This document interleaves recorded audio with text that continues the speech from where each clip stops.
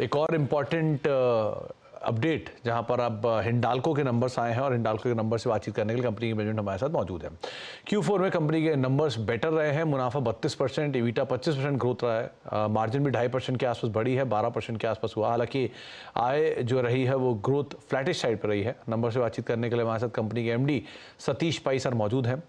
तो सतीश सर नमस्कार, स्वागत है कार्यक्रम में।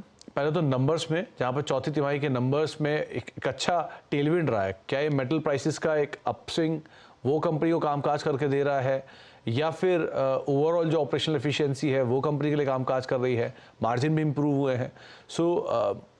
कैसे रहे तिमाही के नंबर्स, क्या की हाईलाइट रहे?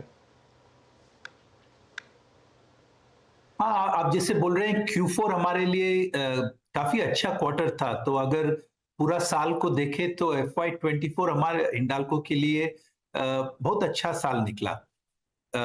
अगर हम देखें कॉपर बिजनेस सबसे बढ़िया परफॉर्मेंस दिया है। Q4 में उन्होंने 776 करोड़ एबिटा किया।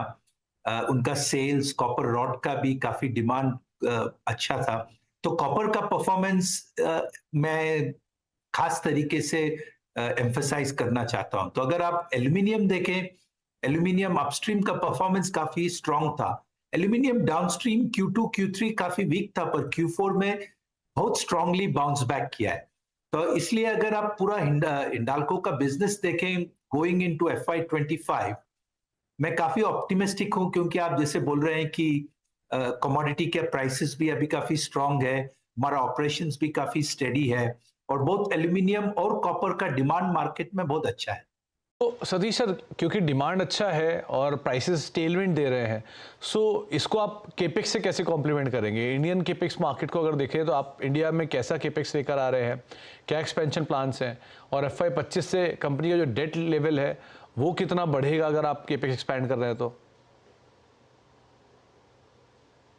हमारा प्लान ऐसे है, अगर दो बैलेंस शीट को आपको थोड़ा सेपरेटली देखना पड़ेगा, नोवेलिस और हिंडाल्को को। अगर हिंडाल्को का अगर आप बैलेंस शीट देखें तो इस साल हमारा कैपेक्स का गाइडेंस अबाउट 6,000 करोड़ है।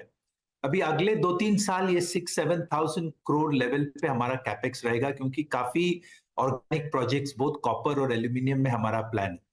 और हमारे एस्टिमेट है कि ये हमारा जो बैलेंस शीट का स्ट्रेंथ है, ये सब कैपेक्स हम लोग इंटरनल एक्रूवल से कर सकेंगे।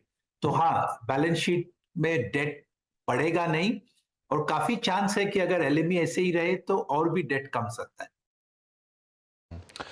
और एक इम्पॉर्टेंट पार्ट की जो एलएमई का स्प्रेड है, जिसकी भी आप बात भी कर रहे हैं, उसमें कॉपर और एल्यूमिनियम के प्राइस के ट्रेंड्स किस तरह की सिचुएशन दिखा रहे हैं? क्या मान के चलें कि जो एक एग्जॉर्बिटेंट तेजी कॉपर के प्राइसेस में रही है, ये आगे भी शायद कैरी करेगी अभी?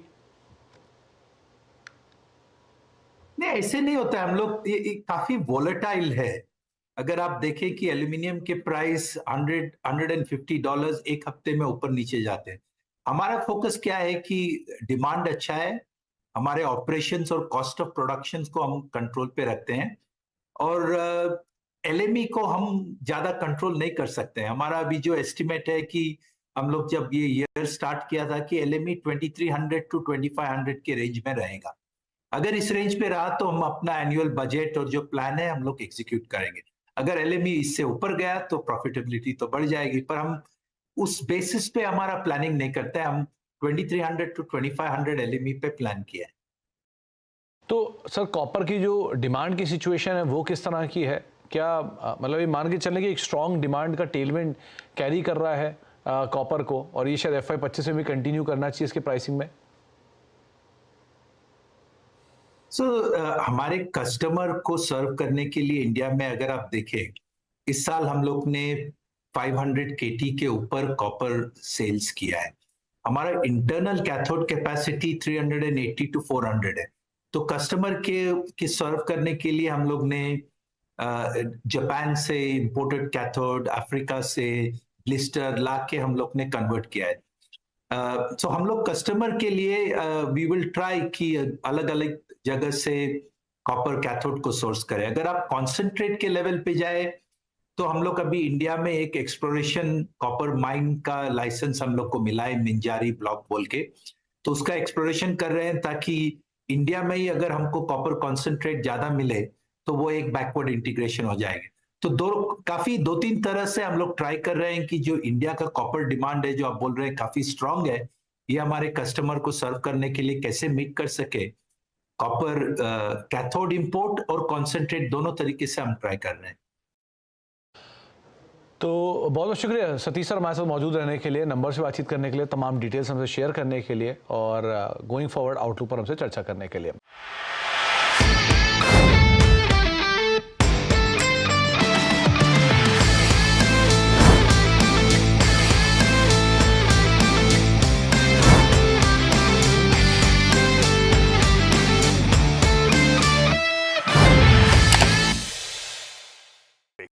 बता दें कि मनी कंट्रोल पर दिए गए विचार एक्सपर्ट्स के अपने निजी विचार होते हैं।